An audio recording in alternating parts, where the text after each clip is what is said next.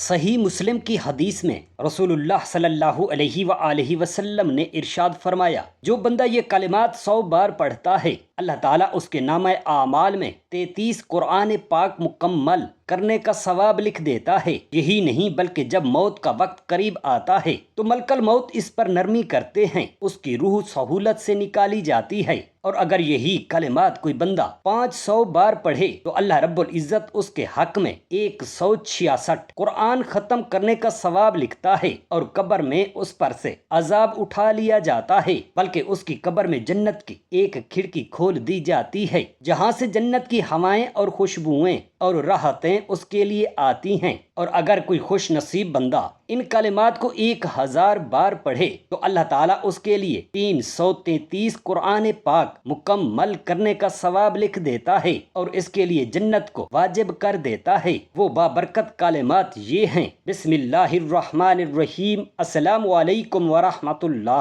محترم ناظرین، یہی کلمات صرف چند الفاظ پر مشتمل ہیں، زبان پر نہایت ہلکے اور آسان، لیکن میزان حسنات میں پہاڑوں سے زیادہ وزنی۔ یہ وہ کلمات ہیں جو دنیا میں زبان سے ادا ہوتے ہیں لیکن آخرت میں نجات کا وسیلہ بنتے ہیں۔ یہ وہ نور ہے جو دل کو زندہ کرتا ہے، قبر کو منور کرتا ہے اور پل صراط کو روشن کر دیتا ہے۔ یہ وہ خزانہ ہے جو نہ مال خرچ کرتا ہے نہ وقت لیتا ہے، مگر اللہ کے ہاں اتنا مقبول ہے کہ فرشتے بھی اس پر حیران ہوتے ہیں۔ تو آئیے آج ہم ان عظیم کلمات کو اپناتے ہیں، اپنی زبان کو ذکر سے تر کرتے ہیں اور اپنے اعمال نامے میں وہ خزانے جمع کرتے ہیں جو قبر میں ہماری تنہائی کے ساتھی ہوں گے، جو قیامت کے دن ہماری شفاعت کریں گے اور جو اللہ کے عرش کے سائے تک ہمیں پہنچا سکتے ہیں۔ محترم ناظرین، حضرت عائشہ رضی اللہ تعالی عنہا فرماتی ہیں کہ ایک بار 11 عورتیں ایک جگہ اکٹھی ہوئیں اور سب نے آپس میں یہ وعدہ کیا کہ ہم اپنے شوہروں کی اچھائیاں اور خامیاں کھل کر بیان کریں گی اور کچھ نہیں چھپائیں گی۔ پہلی عورت نے کہا، میرا شوہر ایسا ہے جیسے پہاڑ کی اونچائی پر رکھا ہوا کمزور اور سوکھا گوشت، نہ خود اس تک پہنچا جا سکتا ہے اور نہ وہ اتنا اچھا ہے کہ کوئی اسے لینے کی کوشش کرے۔ دوسری نے کہا، میں اپنے شوہر کی حالت بیان کرنے سے ڈرتی ہوں، کہیں ایسا نہ ہو کہ میں اسے اسی وقت چھوڑ دوں، لیکن اگر بولوں تو بتانا پڑے گا کہ اس میں کیا کیا خامیاں اور کچھ تھوڑے بہت ہنر بھی ہیں۔ وہ اتنا کمزور ہے کہ جسم پر گانٹھیں سی پڑی ہیں اور اسی طرح کی بہت سی برائیاں ہیں۔ تیسری بولی، میرا شوہر لمبے قد کا ہے، اگر اس کا حال کھولوں تو طلاق ہو جائے گی، اور اگر چپ رہوں تو اس نے مجھے سب کچھ سے محروم کر رکھا ہے۔ چوتھی عورت نے کہا، میرا شوہر بالکل معتدل مزاج ہے، جیسے تہامہ کی راتیں، نہ بہت گرم نہ بہت سرد، وہ ہمیشہ ایک سا رہتا ہے، نہ بہت ڈرتا ہے نہ بہت ستاتا ہے۔ پانچویں عورت نے بتایا، میرا شوہر گھر کے اندر چیتے جیسا ہے اور باہر شیر کی طرح، مگر ایسا نرم دل کے گھر کے معاملات میں کبھی باز پرس نہیں کرتا۔ چھٹی عورت نے کہا، میرا شوہر ایسا ہے کہ جب کھانے بیٹھے تو سب کچھ کھا جائے، جب پینے بیٹھے تو سب پی جائے، اور جب سوتا ہے تو بالکل اکیلا سوتا ہے، یہاں تک کہ مجھے نہ دل جوئی دیتا ہے نہ دکھ سکھ پوچھتا ہے۔ ساتویں عورت نے کہا، میرا شوہر ایسا ہے جیسے کوئی بھٹکا ہوا شخص ہو، سخت مزاج ہے، ہر بات پر ٹوکتا ہے، عورت کے ہر نقص کو بڑھا چڑھا کر عیب بنا دیتا ہے، اگر اس سے بات کروں تو ایسا برتاؤ کرتا ہے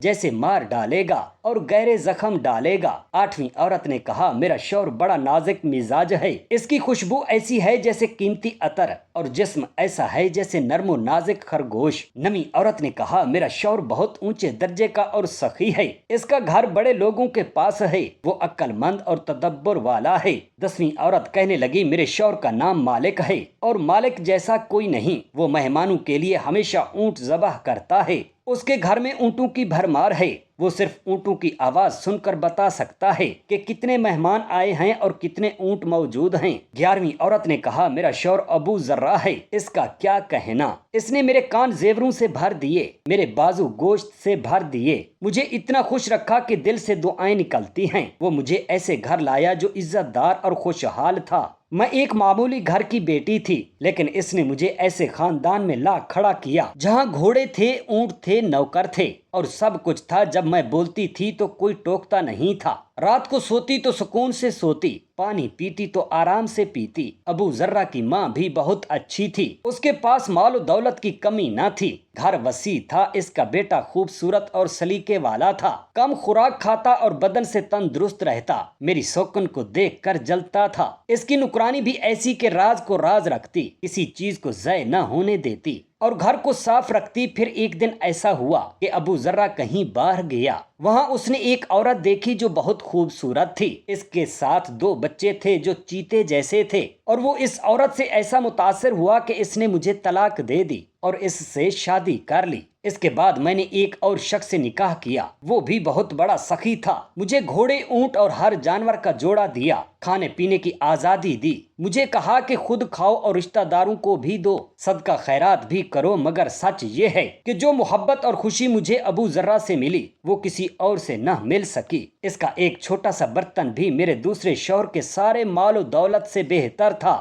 حضرت عائشہ رضی اللہ تعالی عنہا فرماتی ہیں کہ جب میں نے یہ سارا واقعہ رسول اللہ صلی اللہ علیہ وسلم کو سنایا تو آپ صلی اللہ علیہ وسلم نے تبسم فرماتے ہوئے فرمایا، اے عائشہ، میں تمہارے لیے ویسا ہی ہوں جیسے ابو ذرہ ام ذرہ کے لیے تھا، فرق صرف اتنا ہے کہ اس نے بیوی کو طلاق دے دی تھی اور میں نے تمہیں کبھی طلاق نہیں دی۔ بحوالہ حدیث صحیح بخاری۔ حضرت عبداللہ بن عباس رضی اللہ تعالی عنہما سے روایت ہے کہ نبی کریم صلی اللہ علیہ وآلہ وسلم نے ارشاد فرمایا کہ جس رات مجھے معراج کروائی گئی، دوران سفر ایک مقام پر ایسی عمدہ اور مسحور کن خوشبو آئی کہ میں نے حضرت جبرائیل علیہ السلام سے پوچھا، اے جبرائیل، یہ کیسی خوشبو ہے؟ جبرائیل علیہ السلام نے جواب دیا، یہ خوشبو فرعون کی بیٹی کی کنگھی کرنے والی ایک خادمہ اور اس کے بچوں کی ہے۔ میں نے پوچھا، اس کا واقعہ بتائیے۔ حضرت جبرائیل علیہ السلام نے فرمایا، ایک دن یہ خادمہ فرعون کی بیٹی کے سر میں کنگھی کر رہی تھی کہ اچانک اس کے ہاتھ سے کنگھی گر گئی۔ اس خادمہ نے فوراً بسم اللہ کہہ کر کنگھی کو اٹھا لیا۔ فرعون کی بیٹی نے جب یہ الفاظ سنے تو چونک کر پوچھا، کیا تم میرے والد فرعون کو رب مانتی ہو؟ اس خادمہ نے صاف جواب دیا، نہیں، میرا اور تیرا رب اللہ ہے جو آسمانوں اور زمین کا مالک ہے۔ فرعون کی بیٹی یہ سن کر آگ بگولا ہو گئی اور کہا، میں یہ بات اپنے والد کو بتاؤں گی۔ خادمہ نے نہایت اطمینان سے کہا، ضرور بتاؤ۔ چنانچہ اس لڑکی نے اپنے باپ فرعون تک یہ بات پہنچا دی۔ فرعون نے فوراً خادمہ کو اپنے دربار میں بلوایا اور جب وہ آئی تو فرعون نے سخت لہجے میں سوال کیا، اے عورت، کیا میرے علاوہ بھی کوئی رب ہے؟ اس خادمہ نے نہایت دلیری سے جواب دیا، ہاں، میرا اور تیرا رب صرف اللہ ہے۔ یہ سن کر فرعون کو شدید غصہ آیا اور اس نے حکم دیا کہ ایک بڑی دیگ تانبے کی بنائی جائے اور اس میں تیل ڈال کر خوب دہکایا جائے یہاں تک کہ وہ تیل کھولنے لگا۔ پھر حکم دیا کہ اس عورت اور اس کے تمام بچوں کو ایک ایک کر کے اس کھولتے ہوئے تیل میں ڈال دیا جائے۔ خادمہ نے اس موقع پر ایک درخواست کی کہ جب ہم سب جل کر کوئلہ ہو جائیں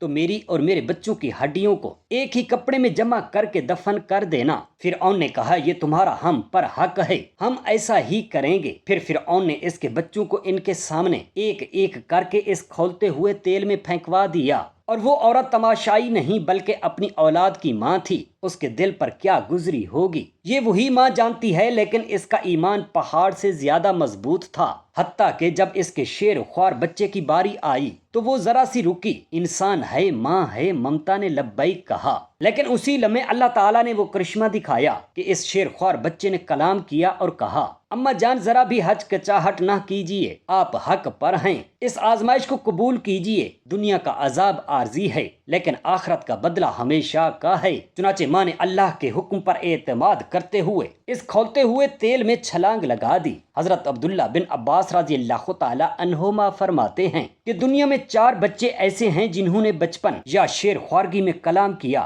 ایک حضرت عیسیٰ علیہ السلام، دوسرے حضرت یوسف علیہ السلام کے واقعے میں وہ بچہ جو گواہ کے طور پر بولا، تیسرے جریج نامی عابد کے قصے میں وہ بچہ جو ماں کی سچائی پر گواہ بنا، اور چوتھا یہ شیر خوار بچہ جس کی ماں فرعون کی بیٹی کی خادمہ تھی جو اللہ پر ایمان کے سبب اپنی اولاد سمیت شہید کر دی گئی، اور آج بھی ان کے جسموں کی وہ خوشبو رب کریم کے دربار میں خوشبوؤں کا مرکز ہے۔ بحوالہ حدیث مسند احمد۔ حضرت عائشہ رضی اللہ تعالی عنہا روایت کرتی ہیں، ایک دن ایک عورت اپنے 2 بچوں کے ساتھ مانگنے کے لیے آئی۔ حضرت عائشہ رضی اللہ تعالی عنہا کے پاس اس وقت صرف 3 کھجوریں موجود تھیں جو انہوں نے اس عورت کو دے دی۔ اس عورت نے محبت سے ایک ایک کھجور دونوں بچوں کو دے دی اور تیسری کھجور اپنے ہاتھ میں تھامے رکھی۔ جب دونوں بچوں نے اپنی کھجوریں کھا لیں تو وہ ماں اپنی کھجور کو 2 برابر حصوں میں توڑتی ہے اور ایک ٹکڑا ایک بیٹے کو اور دوسرا دوسرے بیٹے کو دے دیتی ہے۔ حضرت عائشہ رضی اللہ تعالی عنہا یہ منظر دیکھ کر بہت متاثر ہوئیں، اور جب نبی پاک صاحب لولاک صلی اللہ علیہ وآلہ وسلم کی خدمت میں ذکر کیا تو آپ صلی اللہ علیہ وسلم نے فرمایا، یہ ماں کی محبت ہے، لوگ کھا کر خوش ہوتے ہیں اور ماں کھلا کر خوش ہوتی ہے۔ یہ سادہ سا جملہ اس رشتے کی عظمت کو بیان کرنے کے لیے کافی ہے۔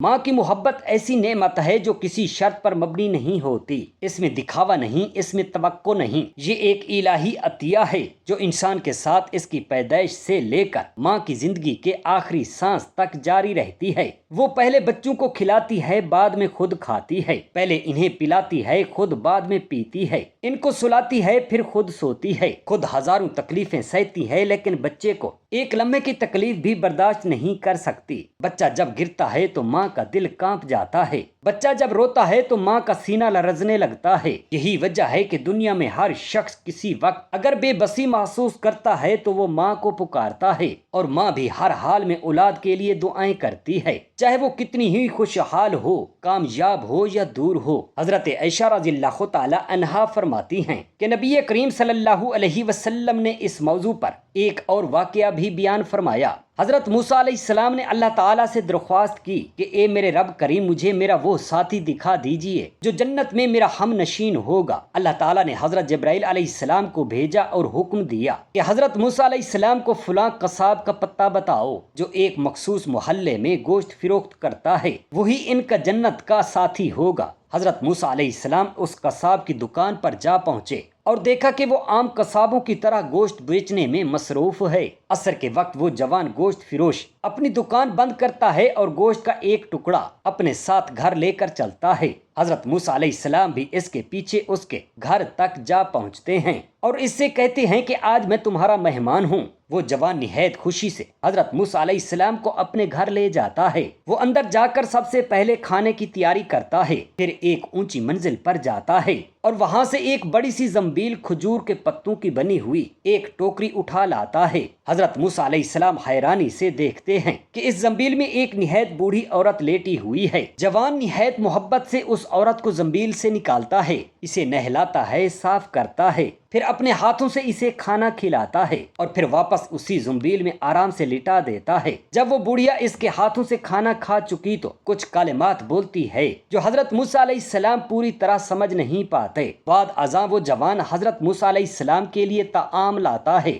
حضرت موسیٰ علیہ السلام اس سے پوچھتے ہیں، یہ عورت تمہارے ساتھ کیا رشتہ رکھتی ہے؟ وہ جوان جواب دیتا ہے، یہ میری ماں ہے، میں غریب ہوں، کوئی نوکر نہیں رکھ سکتا، اس لیے خود ہی خدمت کرتا ہوں۔ حضرت موسیٰ علیہ السلام نے پوچھا کہ جب تم نے اسے کھانا کھلایا تو وہ کچھ بولی تھی، وہ کیا کہہ رہی تھی؟ جوان نے کہا، وہ ہمیشہ مجھے دعا دیتی ہے کہ اے میرے اللہ، میرے بیٹے کو تو جنت میں حضرت موسیٰ علیہ السلام کا ہم نشین بنا۔ حضرت موسیٰ علیہ السلام نے تب اس جوان کو خوشخبری دی اور فرمایا، اللہ تعالیٰ نے تیری ماں کی دعا قبول فرما لی ہے، مجھے حضرت جبرائیل علیہ السلام نے خبر دی ہے کہ تو جنت میں میرا ساتھی ہوگا۔ یہ ہے ماں کی خدمت کا اجر، یہ ہے ماں کی دعا کی طاقت، اور اسی لیے کہا گیا ہے کہ جنت ماں کے قدموں تلے ہے۔ ماں صرف ایک رشتہ نہیں، ماں سراپا رحمت، محبت اور دعا ہے۔ ماں کی خدمت کرنا محض اخلاقی فریضہ نہیں بلکہ جنت کا راستہ ہے، وہ جنت جس کے لیے انبیاء نے دعائیں مانگی، اولیاء نے ریاضتیں کیں اور شہداء نے جانیں قربانیں کیں۔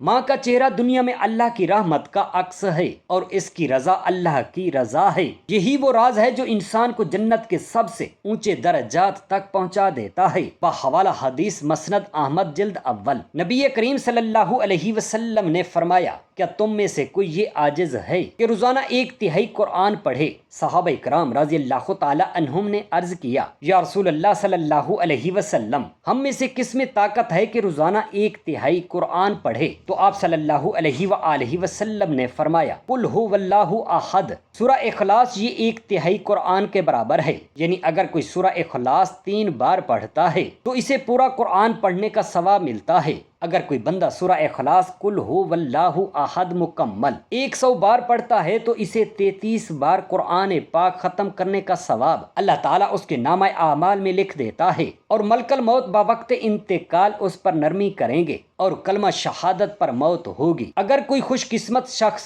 500 بار قل هو اللہ احد مکمل پڑھتا ہے، اللہ تعالیٰ اس کے نامہ اعمال میں 166 قرآن مجید ختم پڑھنے کا ثواب عطا کرتا ہے، اور اس کی بدولت اس کے قبر پر عذاب اٹھا لیا جاتا ہے، اور جنت کی ہوائیں اور جھونکے اس کی قبر میں آتے ہیں اور قبر کو راحت کر دیتے ہیں۔ اگر کوئی خوش نصیب بندہ 1000 بار قل هو اللہ احد مکمل پڑھے، اللہ تعالیٰ اسے 333 قرآن مجید ختم کرنے کا ثواب عطا کرتا ہے اور اس کے مقدر میں جنت لکھ دیتا ہے۔ بحوالہ حدیث صحیح مسلم۔ یہ واقعہ مدینہ منورہ کے قرب و جوار میں پیش آیا، جہاں ایک سادہ چرواہا اپنی بکریوں کو چرا رہا تھا۔ زمین خشک تھی، سورج کی تپش چمک رہی تھی اور ہر طرف ایک سکوت سا طاری تھا۔ چرواہا اپنی بکریوں میں مگن تھا کہ اچانک ایک بھیڑیا نمودار ہوا اور بڑی پھرتی سے ایک بکری پر حملہ کر کے اسے دبوچ لیا۔ چرواہے کے ہاتھ پاؤں پھول گئے، وہ فوراً لپکا اور بڑی جد و جہد کے بعد اپنی بکری اس کے جبڑوں سے چھین لی۔ ابھی وہ پلٹ ہی رہا تھا کہ وہ بھیڑیا انسانی زبان میں بول اٹھا۔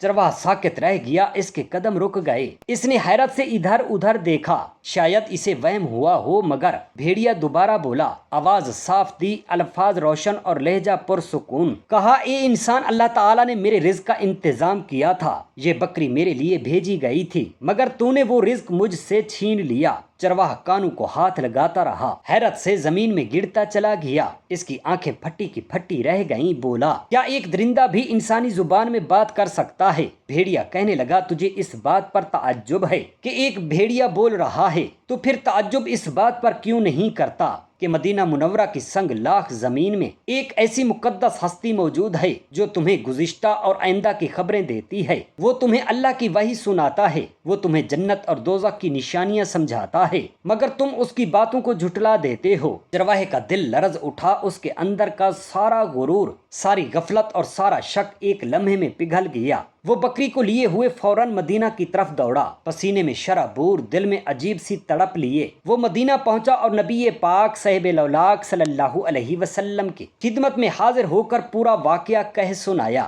نبی پاک صلی اللہ علیہ وسلم نے بڑے سکون اور جلال سے فرمایا، یہ قیامت کی نشانیوں میں سے ایک نشانی ہے۔ وہ وقت قریب ہے جب انسان اپنے گھر سے نکلے گا اور اس کے بعد اس کے جوتے، اس کی چھڑی، اس کا دروازہ، اس کی دیواریں سب اسے یہ بتائیں گے کہ اس کے پیچھے کیا کچھ ہوا۔ یہ نبی کی پیش گوئی تھی جو صرف اس ذات سے صادر ہو سکتی ہے جو سچائی کے ساتھ اللہ کی طرف سے مبعوث ہوئی ہو۔ علماء کرام فرماتے ہیں کہ جانوروں کا انسانی زبان میں بولنا کسی انسان کے بس کی بات نہیں، یہ محض اللہ تعالیٰ کی قدرت ہے، اور جب وہ قدرت کسی نبی کی صداقت کے اظہار کے لیے ظاہر ہوتی ہے تو ہر شے گویا ہو جاتی ہے، ہر مخلوق سچ بولنے پر مجبور ہو جاتی ہے، اور یہ صرف اور صرف نبی اکرم صلی اللہ علیہ وسلم کی سچائی، عظمت اور صداقت کی دلیل ہے۔ یہ واقعہ سننے والا صرف حیران نہیں ہوتا بلکہ اس کا دل لرز جاتا ہے، اس کا ایمان تازہ ہو جاتا ہے، کیونکہ اگر ایک درندہ بھی نبی کی نبوت کی گواہی دے سکتا ہے تو ہم کیسے آنکھیں بند کریں؟ کیوں نہ اس ہستی پر،